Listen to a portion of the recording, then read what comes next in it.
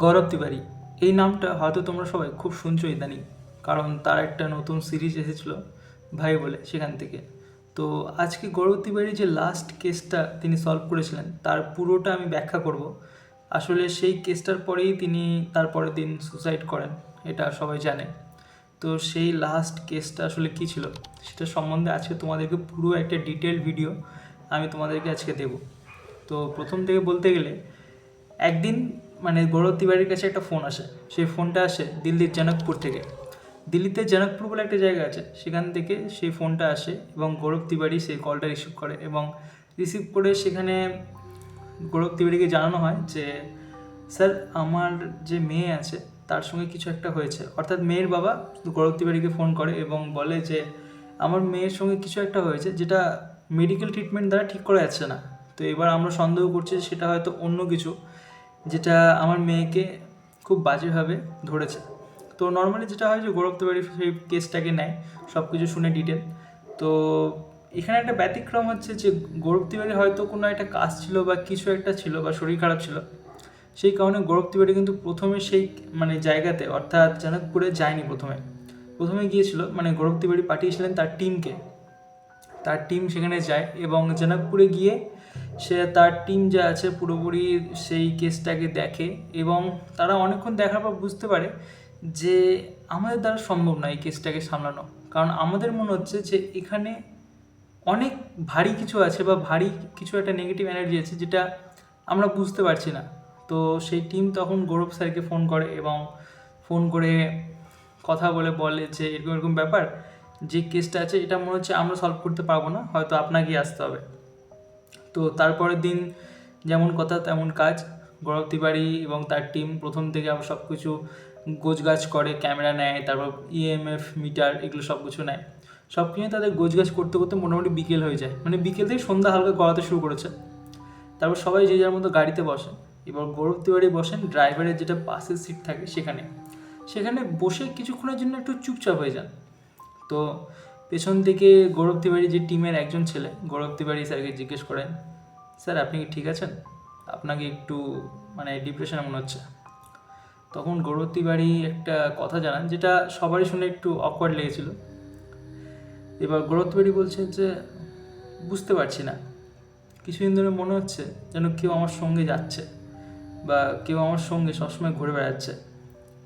আর কোনো গলি দিয়ে যখন আমি একা একাই যাচ্ছি তখন মনে হচ্ছে সব দিক থেকে কেউ না কেউ আমাকে দেখছে আর আমাকে দেখে হাসছে। তো এই কথা বলে তখন তিনি চুপ করে যান।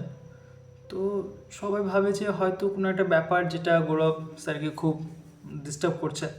তো তখন বাকি যে মেম্বাররা আছে তাকে তখন তেমন ঘাটনো হয় না। তো নর্মালি সবাই গিয়ে পৌঁছায় সেই জনকপুরে। এবং জনকপুরে গিয়ে যখনই তারা ফ্ল্যাটের সামনে আসে, তাদের আর বুঝতে বাকি ছিল না যে কোন ফ্ল্যাট থেকে সেই শব্দটা আসছে। অর্থাৎ ফ্ল্যাটের সামনে গিয়ে তারা শুনতে পায় যে সেই মেয়েটার প্রচুর জোরে জোরে চেঁচানোর শব্দ, কান্নার শব্দ তারা সেই ফ্ল্যাট থেকে পাচ্ছে। তো নর্মালি যেটা হয় যে তারা নর্মালি ডিকি খোলে, ব্যাগ ট্যাগ সব কিছু নেয়, নিয়ে তারা ধীরে ধীরে সেই বিল্ডিংয়ে লিফটে ওঠে। এবার লিফটে উঠেও সবাই একটা জিনিস নোটিস করে যে কোনো একটা হয়তো জিনিস আছে যেটা গৌরব স্যারকে খুব বিরক্ত করছে বা খুব ডিস্টার্ব করছে, যার কারণে তিনি খুব চুপচাপ হয়ে আছেন। তো এরকম করে নর্মালি তারা সেই ফ্লোরে যায় এবং দরজা নক করে। তো দরজা খোলেন সেই মেয়েটার বাবা। এবং সেই মেয়েটার বাবার চোখে একটা আশা ছিল গৌরব স্যারকে দেখে যে হয়তো ইনি পারবেন এখন আমার মেয়েকে সেভ করতে বা বাঁচাতে। তো নর্মালি গৌরব স্যার ভিতরে যায় এবং জিজ্ঞেস করেন যে তার বাবাকে, যে স্যার একটু ঠিকঠাকভাবে বলুন তো, যে এই প্যারানর্মাল অ্যাক্টিভিটির আগে আপনার মেয়ের কি কোনো অসুস্থতা ছিল, ব্রেনে বা মাথাতে কোনো সমস্যা ছিল যার কারণে সে এখন এরকম আচরণ করছে?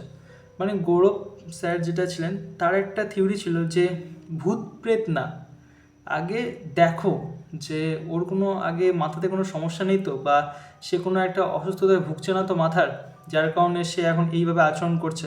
কারণ অনেকের মাল্টিপল ডিসঅর্ডারের একটা সমস্যা থাকে বা অনেক সমস্যা হয়। তো তিনি এভাবে জিজ্ঞেস করেন। তো নর্মালি তার বাবা উত্তর দেয় যে না, আমার মেয়ের ছোটো থেকেই সুস্থ এবং কিছুদিন আগে পর্যন্ত সুস্থ ছিল, কিছুদিন ধরে হঠাৎ করে এরকম আচরণ করছে। আমরা সব কিছু করেও আমরা যখন কিছু বুঝতে পারিনি তখন আমাদেরকে একজন সাজেস্ট করেছে যে আপনার সম্বন্ধে বলেছে যে আপনার সঙ্গে কথা বলতে, তখন আমরা আপনাকে বাধ্য হয়ে ফোন করেছি। তো গৌরব স্যার নর্মালি সব কথা শোনে এবং শুনে নিজের টিমকে বলে যে আচ্ছা ঠিক আছে, আমরা আমাদের বেস্ট দেওয়ার চেষ্টা করবো এখানে সব কিছু। তো নর্মালি এই কেসটা নেওয়ার আগে গৌরব স্যার এবং ওদের টিমরা মোটামুটি 6,000-এরও বেশি কেস সলভ করেছিল। মানে ভাবতে পারছো তো, 6,000-এরও বেশি মানে সুপার ন্যাচারাল বা নেগেটিভ এনার্জির যে এই কেসগুলো তারা সলভ করেছিল। তো নর্মালি তারা মানে একদম দক্ষ প্রফেশন বলতে পারো, তো ওদের প্রফেশনাল। তো নর্মালি গৌরব স্যার নিজের টিমকে বলে যে ঠিক আছে, তোমরা একটা কাজ করো, সবাই সব দিকে ক্যামেরা সেট করো। মানে ক্যামেরা তো ওদের night vision camera, sensor camera হয়, এগুলো হয়। তো সবগুলো ওরা সব দিকে সেট করতে শুরু করলো, গৌরব স্যার যেহেতু বলেছে ওদেরকে। এবং গৌরব স্যার নিজে তার হাতে একটা ইএমএফ মিটার হয়। একটা ইএমএফ মিটার মানে হচ্ছে এমন একটা মিটার যে সূক্ষ্ম থেকে সূক্ষ্ম যদি কোনো এনার্জি থাকে, নেগেটিভ পজিটিভ যা কিছু, তাহলে সেটাকে ডিটেক্ট করতে পারে এবং একটা সিগন্যাল আমাদেরকে দেখায় যে হ্যাঁ, এখান থেকে কোনো একটা জিনিসের একটা এনার্জি আসছে, যেটা আমার মনে হচ্ছে এটা আছে কিছু একটা। তো ইএমএফ মিটার নিয়ে সব কিছু ঘরের সব দিকে ঘোরাফেরা করে। তো ঘরের সব দিক থেকেই একটা ভালো সাইন আসছিল যে হ্যাঁ, মানে ভালো সাইন বলতে গেলে হ্যাঁ, যে এখানে কোনো একটা সুপার ন্যাচারাল একটা কোনো এনার্জি আছে বা এন্টিটি আছে, যে আছে সত্যি, মানে এনার্জি কিছু একটা আছে যেটা ধরা পড়ছে। এবার নর্মালি সেই ইএমএফ মিটার নিয়ে গৌরব স্যার নর্মালি ওই মেয়েটার রুমে যত আগাতে থাকে, তত দেখে যে ওই এনার্জিটা না ধীরে ধীরে বাড়ছে। মানে ইএমএফ মিটারে যেগুলো লাইটগুলো থাকে সেগুলো ধীরে ধীরে আরও বাড়ছে। আর এরকম এনার্জি নর্মালি খুব কমই পেয়েছে এর আগের যতগুলো কেস তিনি করেছেন। এই এনার্জি দেখে তিনি একটু অবাক হয়ে ভাবেন যে এতটা ভালো রিডিং দিচ্ছে, তাহলে কি কোনো পাওয়ারফুল কিছু আছে ভেতরে, মানে দরজার ওই পারে মেয়েটার ভেতরে। তো নর্মালি গৌরব স্যার দরজা খুলেন এবং ইএমএফ মিটার নিয়ে যান। এবার 6,000টার বেশি কেসে তিনি যে কথাটা বলেন, সেই কথাটাই তিনি একবার সবার সামনে বললেন যে আমি Gaurav Tiwari, I come in peace, আমি এখানে কাউকে ক্ষতি করতে আসিনি। মেয়েটা একদম চুপচাপ, সে কোনো কথা বলল না। গৌরব তিওয়ারি আরেকবার বললেন, আমার নাম গৌরব তিওয়ারি, তুমি কি আমায় চেনো? সেই মেয়েটা বলল, এই ঘরের প্রতিটা জিনিস, মানে প্রতিটা নেগেটিভ এনার্জি তোকে চেনে, আমাদেরকে তো তুই সাথে নিয়েই চলিস, কি আছে আজ আরেকটাকে নিবি তুই? এইভাবে যখনই সেই মেয়েটা রিপ্লাই দেয়, গৌরব তিওয়ারি বুঝতে পারে যে এর সঙ্গে হয়তো তার আগেও কোথাও পরিচয় হয়েছে, যার কারণে এ আমাকে এত ভালো মতো চেনে।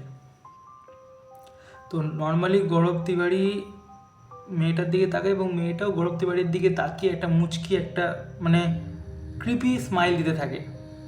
আর অন্যদিকে তার ক্যামেরাম্যান একটা আলাদা একটা জিনিস নোটিস করেছে। নর্মালি কী হয় যে ভৌতিক ঘটনা অনেকগুলো ক্যামেরার মধ্যে একটাতে ধরা পড়ে, এবং একটাতে ধরা পড়ে তখন ওরা দেখে যে হ্যাঁ, একটা ভৌতিক ব্যাপার আছে। কিন্তু এখানে তারা নোটিস করে যে যতগুলো ক্যামেরা লাগিয়েছে সবগুলোতেই কিছু না কিছু একটা ফেস ধরা পড়ছে। সেই ফেসগুলো কোনো না কোনো জায়গা থেকে উঁকি মেরে তাদেরকে দেখছে। যেমন দরজার পাশ দিয়ে উঁকি মেরে মনে হচ্ছে কেউ, কোনো একটা এন্টিটি তাদেরকে দেখছে। এই দেখে ক্যামেরাম্যান একটু ভয় পেয়ে সঙ্গে সঙ্গে গৌরব তিওয়ারি যে রুমে ছিল, মেয়েটার রুমে, সেখানে দৌড় দেয় এবং গিয়ে দেখে যে গৌরব তিওয়ারি সেই মেয়েটার সামনে সোজাসুজি দাঁড়িয়ে আছে এবং মানে একদম স্তব্ধ হয়ে গেছে, মানে একদম স্টপ, মানে চুপচাপ। মনে হচ্ছে তাকেও মনে হচ্ছে কোনো একটা এন্টিটি পজেস করে নিয়েছে, এরকম ব্যাপার। তো এই দেখে সে ক্যামেরাম্যান ছিল, সে আরও কয়েকজন তার যে টিমমেট আছে তাদেরকে ডাকে এবং ডেকে গৌরব তিওয়ারি স্যারকে আবার একটু যখন ডাকে যে স্যার স্যার এরকম বলে যখন ডাকে, তখন গৌরব তিওয়ারি তখন একটা নিজের একটা কী বলবো, নিজেকে নিজের মধ্যে আবার ফিরে আসে নিজের মধ্যে। এবং নর্মালি তখনকার মতো গৌরব তিওয়ারি বলে না যে সেখানে তার সঙ্গে হয়তো কিছু একটা হয়েছিল, মানে মনের ভিতর সেই এন্টিটির সঙ্গে, যেটা সে কোনোদিনও কাউকে বলে না, সে একটু মিস্টিরিয়াসভাবে থাকতেন তিনি। তো নর্মালি সেখানে 6,000টা কেসে তিনি যেরকম নর্মালি করেছিলেন যেই প্রসেসটা, মানে সেই আত্মাকে নিবারণের জন্য, সেম তিনি ওরকমই করলেন, যেগুলো প্রসেস ছিল সেগুলো করার পর তিনি যেটা একটা লাস্ট কথা বলতেন, যেটা তাদের মানে প্রতিটা ক্রু মেম্বারও একটু শুনে না অবাক হতো যে তিনি এরকম কেন বলতেন। সেই লাস্ট ওয়ার্ডটা ছিল, এখানে যতগুলো আত্মা আছো বা শয়তানি শক্তি আছো সবাই আমার সাথে চলো, ব্যাস শুধু এই জায়গাটাকে ছেড়ে দাও। এই যে এই কথাটা না প্রতিটা ক্রু মেম্বার বুঝতে পারতো না যে তিনি এই কথাটা কেন বলেন। তাহলে কি গৌরব স্যার প্রতিটা এন্টিটি যতগুলোকে তিনি মানে এই কেসগুলো সলভ করেছেন সবগুলো এন্টিটিকে কি নিজের সঙ্গে নিয়ে চলেন, কি পরবর্তীকালে তার যে যতগুলো এন্টিটিকে তিনি মুক্তি দিয়েছেন সেগুলোকে কি কোনো জায়গায় কি তিনি রেখে আসেন বা তাদেরকে কি মুক্তি প্রদান করেন, কি গৌরব তিওয়ারি স্যার সেই সমস্ত ভূতগুলোকে বা এন্টিটিগুলোকে কি নিজের সাথে নিয়ে চলেন? তো এটা নিয়ে তারা সবসময় কনফিউজ থাকতো, কিন্তু গৌরব তিওয়ারি স্যার এগুলো নিয়ে কোনো কথাই বলতে চাইতো না। তো যাই হোক, তো নর্মালি সেই কেসটা সলভ হয় এবং সলভ হওয়ার পর সেদিন বাড়ি ফেরে। কিন্তু বাড়ি ফেরার আগে যখন তিনি এই কেসগুলো সলভ করছিলেন তখন গৌরব তিওয়ারির নিজের বাড়ি থেকে অনেকবার ফোন আসে, কিন্তু তখন তিনি কেসে হয়তো এতটাই মানে ব্যস্ত ছিলেন যে তিনি ফোন ধরেননি। নর্মালি তিনি বাড়ি যান, তখন বাজে রাত্রি 1:30, এবং তার যে স্ত্রী আছে তিনি জিজ্ঞেস করেন, কী ব্যাপার, তোমাকে এত ফোন করছি তুমি ফোন ধরছো না? তার পরিবর্তে গৌরব তিওয়ারি উত্তর দেয় যে জানো, বুঝতে পারছি না, কিছুদিন ধরে সব কিছু যেন কেমন মনে হচ্ছে কেউ না কেউ আমাকে দেখছে, মনে হচ্ছে আমার সবসময় আমার সঙ্গে আছে। আমি বুঝতে পারছি না, ওরা না সবাই ফিরে এসেছে, যাদেরকে আমি এতদিন ধরে নিয়ে ঘুরে বেড়াচ্ছি তারা হয়তো সবাই ফিরে এসেছে। এই কিছু কথা বলে গৌরব তিওয়ারি স্যার নিজের রুমে চলে যান। গৌরব তিওয়ারির ওয়াইফ বুঝতে পারে যে তার স্বামী যে এত বছর ধরে আত্মাদের দুনিয়া নিয়ে এত কিছু রিসার্চ করছেন, হয়তো তার শেষ সময় চলে এসেছে, একটা আন্দাজ লাগাতে পারেন। কিন্তু তার স্ত্রী বুঝতে পারেন না যে এত তাড়াতাড়ি সেই আন্দাজটা সত্য হয়ে যাবে। ইভেন গৌরব তিওয়ারির যে ওয়াইফ আছেন তিনি বলতেন মাঝে মাঝে তার স্বামীকে, মানে গৌরব তিওয়ারি স্যারকে, যে অনেক তো হলো, অনেক হয়েছে, তুমি এই ভূত প্রেত এগুলো নিয়ে রিসার্চ করেছো, এবার একটা অন্য কিছু দেখো, অন্য একটা নর্মাল জব যেটা করে বাকি লাইফটা কাটানো যায়।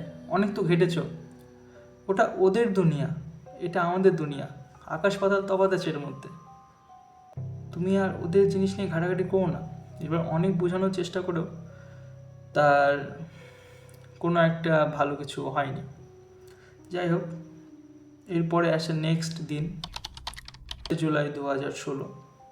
তিনি সকালে নর্মালি উঠেন গৌরব তিওয়ারি স্যার, নর্মালি ফোন ঘেটে দেখেন যে কোথায় কোনো ইমেল আছে নাকি, নতুন কোনো কেসের স্ট্যাটাস আছে নাকি বা কিছু একটা দেখে নর্মালি তিনি স্নান করতে ফ্রেশ হতে বাথরুমে যান। এবং বাথরুমে গিয়ে যেটা সবাই জানো যে এমনি রিপোর্টে আসে যে তিনি একটা ওই হুক বা কাপড় মেলার যে এগুলো নর্মালি থাকে সিলিংয়ের যে লোহার রডগুলো, তার সঙ্গে দড়ি মানে চাদর বা কিছু লেপটে তিনি ফাঁস লাগিয়ে মারা গেছেন। নর্মালি সুসাইড ক্লেম করেছেন। যাই হোক, কিন্তু অনেকে বলে না সেটা সুসাইড ছিল না, অন্য কিছু ছিল। তো এর মধ্যেও মানে গৌরব তিওয়ারি স্যার মারা যাওয়ার কিছুদিন আগে তার ওয়াইফকে বলতেন যে জানো, কিছুদিন ধরে আমি একটা ছোট্ট একটা মানে এন্টিটিকে দেখতে পাচ্ছি যে মাঝে মাঝে মধ্যে সবসময় আমার সঙ্গে ঘুরছে। হয়তো তোমরাও যারা ভাই বলে যে সিরিজটা বেরিয়েছে গৌরব তিওয়ারি স্যারের উপরে, সেটা হয়তো দেখলে তোমরা বুঝতে পারবে যে কার আমি কথা বলছি। তো তাকে তিনি মাঝে মাঝে দেখতে পেতেন এবং তিনি জানতেন যে তার মৃত্যু হয়তো খুব শীঘ্রই হতে চলেছে। তো এটাই ছিল গৌরব তিওয়ারি স্যারের লাস্ট কেস, যার পর তিনি জানতে পারেন যে তার হয়তো মৃত্যু খুব কাছে আছে, এবং তিনি তারপর যেটা হয় সবাই জানো। তো আশা করছি তোমাদের এই ঘটনাটা খুব ভালো লেগেছে। তোমাদের কাছে যদি এরকম সত্যবতী ঘটনা থাকে তাহলে অবশ্যই আমাকে পাঠাও। আমি তোমাদের সত্যবতী ঘটনা তোমাদেরকেই শোনানোর জন্য বসে আছি। যদি তোমাদের এই ঘটনা ভালো লাগে তাহলে অবশ্যই লাইক কমেন্ট করবে এবং কেমন লাগলো জানাবে। তো আশা করছি এখানেই দেখা হচ্ছে পরের কোনো ভিডিওতে। বাই।